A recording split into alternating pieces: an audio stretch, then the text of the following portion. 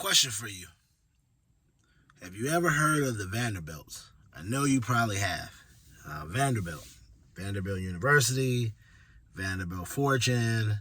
They used to hang out with the Rockefellers, all that type of stuff. Well, if you know, then you know Vanderbilt started with Cornelius Vanderbilt. And with Cornelius Vanderbilt, he started off making a lot of money from boating, and shipping and things like that. But if you read it in the story, you'll realize in this story, he started off looking for a job, and he said to himself, hey, no. He started off and said to himself, hey, I need to get a job, right? And then in the process of getting a job, he said to himself, while he was working at his job, I like this. I can do this boating thing. I can doing the ships and boats a lot better. He went into the job with a mindset like, hey, I think I like boats, and I think I could do boats and everything that's going on with the boats a lot better than the person I'm working for.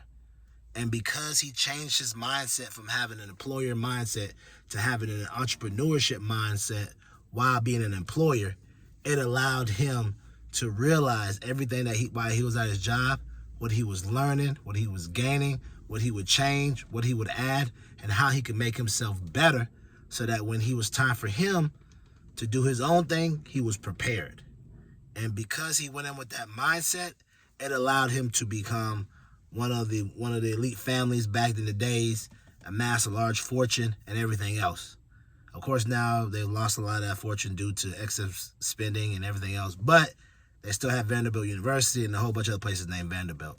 But the point what I'm trying to make is he just didn't go into his job with an employer mindset. He went into his job with an entrepreneurship mindset. So when you go into your job, whether it be an hourly job, salary job, contract job, no matter what it is, if you go in with an entrepreneurship mindset saying to yourself, hey, I know that I want to do X, Y, Z. I know I want to be my own fashion or have my own clothing line. What can I do while I'm working at this job that's going to prepare me so when it's time for me to do my own thing? All right.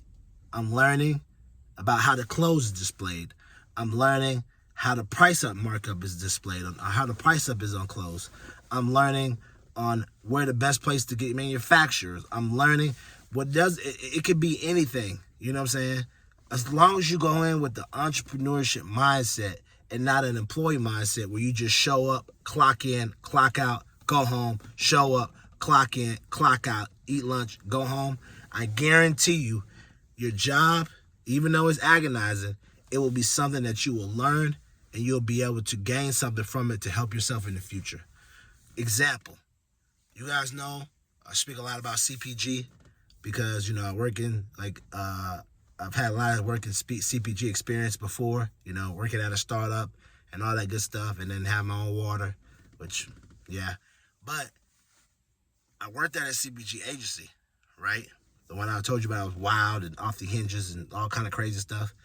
So while I was there, even though I didn't really like how everything was ran, I learned a lot of stuff because I always sat there and said to myself, man, if I had my own business, how could I use this company to help my business grow to where it needs to be?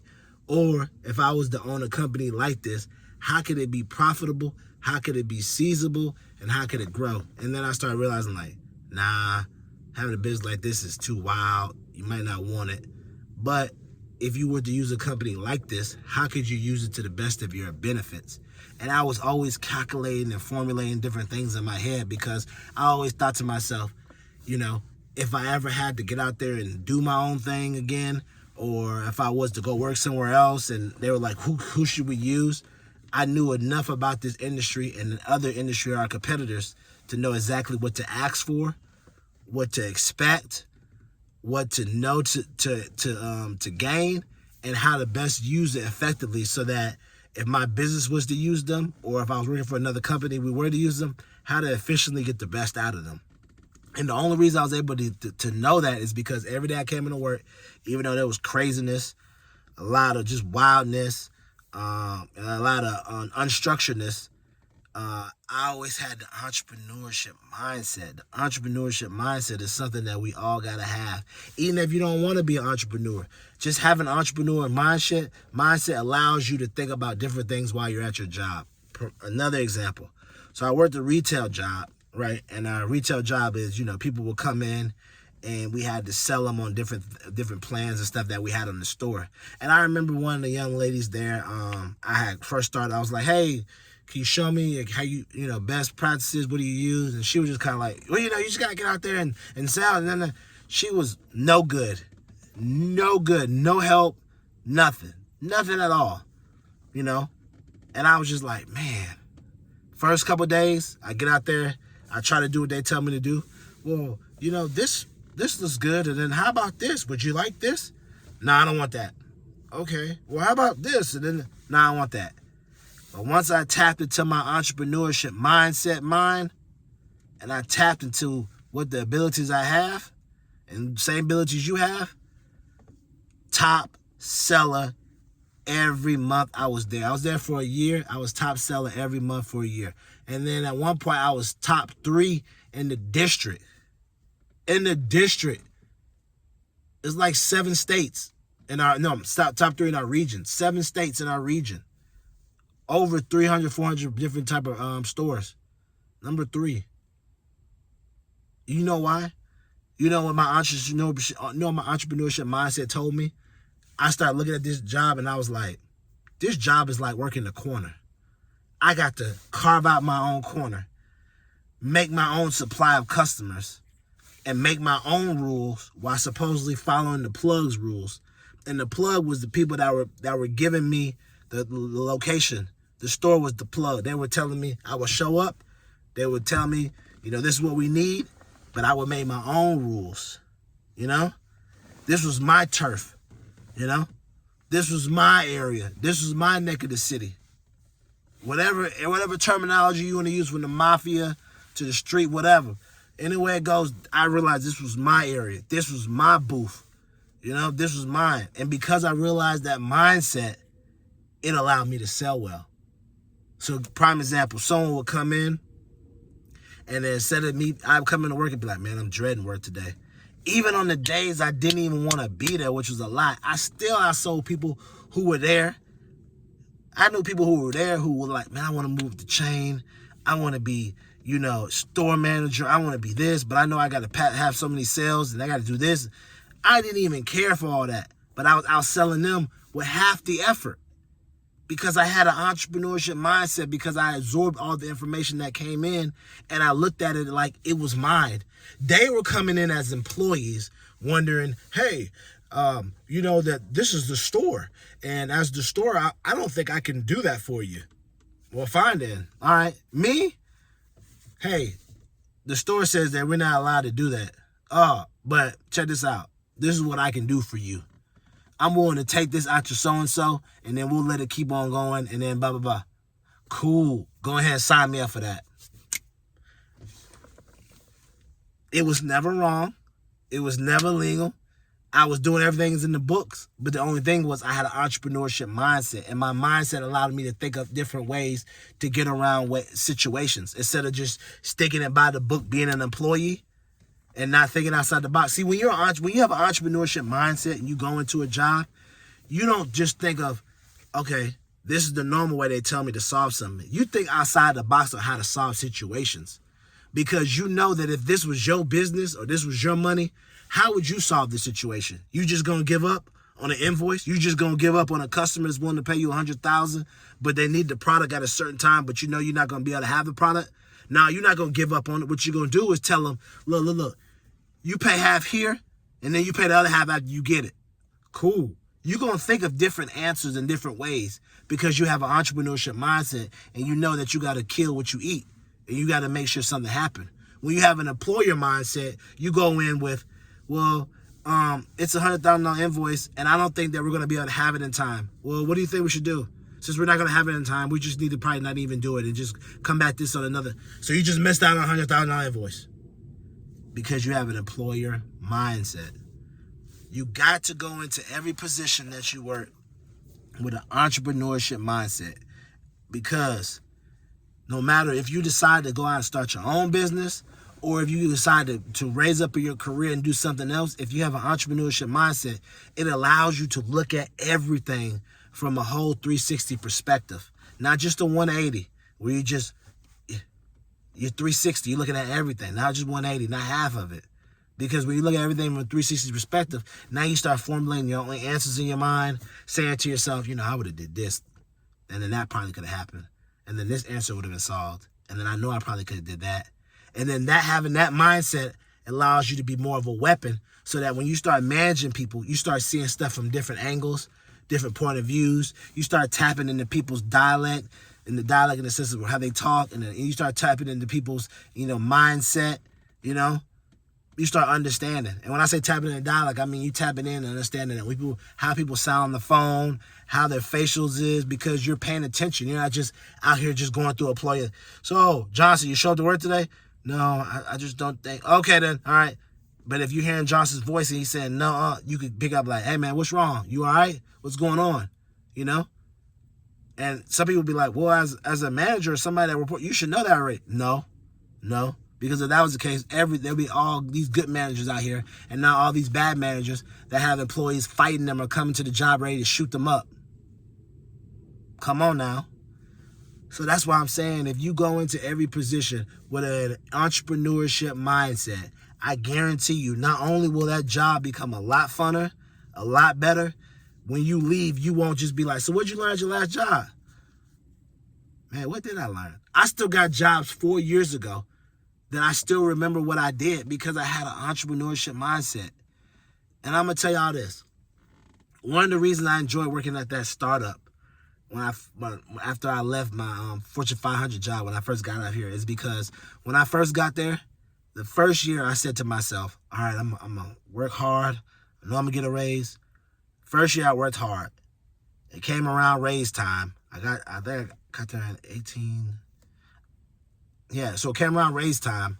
I didn't get a raise. I was like, what the? Like, literally. They literally just ignored it. Promotion time, ignored it.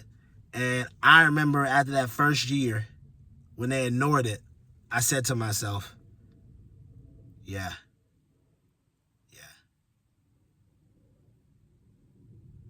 It's no longer about getting a raise no more. I don't care about getting paid no more. Now it's all about learning. And I'm about to use this as CPG University. So I said to myself, I went from being an employer mindset to having an entrepreneurship mindset. I strictly, because what it did was I had thought that I could come in and do good work and, be a good employer or whatever, and not really think about that and not have to tap into this entrepreneurship mindset like I've done the other jobs, because, the other jobs, I knew I wasn't going to be there long, or I knew how they were going up and down, but I like, this job could be a good job. I could tap in, be a good one. Nope, I realized, nope, that's not the case, Eric. You're going to have to still be in entrepreneurship and be in this position. And what that did was I stopped being an employee after that year and became an entrepreneur mindset, and I went into an entrepreneurship mindset. And you're wondering, you're asking yourself, Eric, what did that entail in you, doing going into your entrepreneurship mindset? It entailed me not worrying about getting a raise no more. It entailed me not worrying about my specific department and being the best in it. What I did was I started talking to my coworkers more, learning about shipping, learning about e-commerce, learning about marketing and everybody else's department. And because I spent a lot of time in their department, I may not always been the best of mine with all the best ideas like my coworker, but I knew what he was up to. He was just wanting to get paid the most amount of money. He came to get paid and raise, move up. I came to own my own business and move out. And I just told myself after that, I was like, this will be my CPG university. I already had some CPG experience before in certain departments, but this will be my CPG university. Kind of like how 50 said in his 50 Law book, when he would spend all day at the label learning what each department does and record at night. That's what I did. I spent all day at work talking to different people, different departments, becoming friends with different people, asking them what they did. How does this work? What do you need to do this? Who did you talk to? What did that? learning. I learned about Amazon Sell Essential. Learned about classes to take. Learned about e-commerce platforms. I learned about this. I learned so much because I dove around in so many different things. I said to myself, I'm going to have the entrepreneurship mindset and learn everything I can instead of just focusing on one area and being the best employee so I can get paid. Forget that getting paid no more. My education, my experience is going to help me get paid. And sure enough, it has. I've been able to talk to people, go different places, do different jobs because when they talk to me, I'm telling them, they're like, whoa. I'm like, yeah.